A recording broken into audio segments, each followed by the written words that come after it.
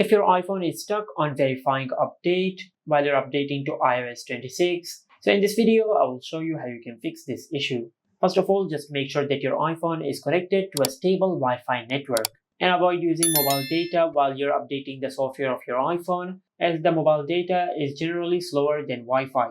And also the verifying update might take from a few minutes to an hour.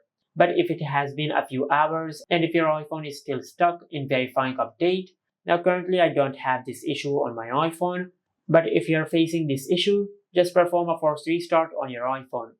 For that, just press and release the volume up button and the volume down button. Then quickly press and hold the side button on your iPhone until the screen of your iPhone goes black and the Apple logo appears on the screen.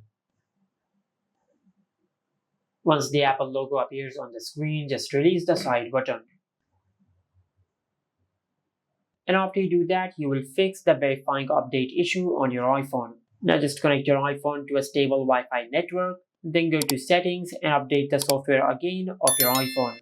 And hopefully this time it will not stuck in the verifying update process and you will complete the software update process. And this is it. Make sure to like, comment and subscribe. Thank you for watching.